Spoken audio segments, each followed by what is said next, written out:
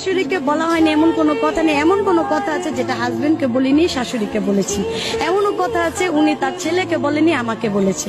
মানে ওনার মধ্যে আমার মধ্যে বন্ডিংটা ভালো, যেটা ওর বাবাকে শেয়ার করা না যায় সেটা আমি আমার শাশুড়িকে শেয়ার করি। শাশুড়িকে কতটুকু ভালোবাসেন? ভালোবাসি। যদি বলি নিজের মায়ের মতো তাহলে এটা ভুল হবে, কারণ কেউ নিজের মায়ের মতো ভালোবাসতে পারে না।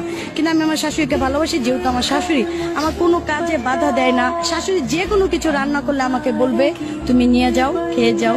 আর ওনার পছন্দের জিনিস যেগুলো ওগুলো সব আমাকে দিয়ে দিবে, এজন্য বেশি ভালো লাগে। শাশুড়ি আর মা তো নিজের মা, তাদের তো অসম্মান করার কিছু নাই। আপনার শ্বশুর শাশুড়ি তাদের প্রতি আপনার যত্ন কতটুকু থাকে? অবশ্যই অনেক যত্ন থাকবে। যেমন আমার বাবা মারে যেমন রেসপেক্ট করি, তার বাবা মারে তেমন রেসপেক্ট করবো, আরো ভালো।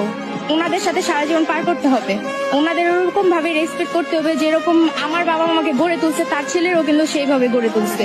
এই জন্য আমি চাইবো যে তাদের কোনোদিন আলাদা করতে না, একসাথে থাকতে, সারা জীবন একসাথে থাকতে। আর তাদেরও সম্মান, ভালোবাসা, আদর দিয়েই যেরকম তারা লালিত পালিত করছে আমাদের, আমরা জানি ওনাদের বৃদ্ধ বয়স পর্যন্ত লালিত পালিত করে আমরা বিয়ে করতে পারি। একটা মেয়ের কাছে বিয়ের পরে এমনকি সন্তানের থেকেও কিন্তু দামি তার হাজবেন্ড, স্বামীটা যদি অবশ্যই মনের মতো হয়। কারণ এরকমই মানে পৃথিবীতে আল্লাহ সৃষ্টি এমন একটা জিনিস, সবার আগে স্বামী স্ত্রী, বিয়েতে যেতে হলে কিন্তু স্বামী স্ত্রী একসাথে যাবে, আর কোনো জোড়াই যাবে না। তো সেই ক্ষেত্রে আমি মনে করি যে না, আমি আমার স্বামীকেই ভালোবাসি। সবার নাম কাটলেও স্বামীর নামটা কিন্তু আসলে কাটা যায় না। সত্য কথা বলতে কি, আমি আমার স্বামীকে ভালোবেসে বিয়ে করছি। আর ওনাকে আমার ছাড়তে আমার কষ্ট লাগবে, ওনাকে ভুলতেও আমার কষ্ট লাগবে। ওনাকে আমি ছাড়তে পারবো না।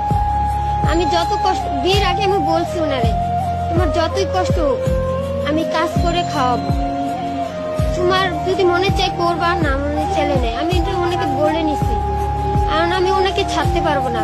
যদি ছাড়িও তাহলে আমার চারদিক দিয়ে লাখ মুষ্টা খেতে হবে। মা বাবা কয়দিন রাখবে? মা বাবা এসে গেলে 10 দিন পরে তো বলবে তুই কাজ করবি না, তোকে আমি খাওয়াবো কেন বসে বসে, বের হ আমার ঘরের থেকে, এইভাবে বলবে মা বাবা।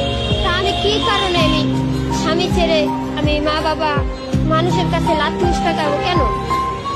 স্বামী থাকে, স্বামী আছে, পাশে আছে, সবাই আছে, সবাই ভালো ব্যবহার করতেছে।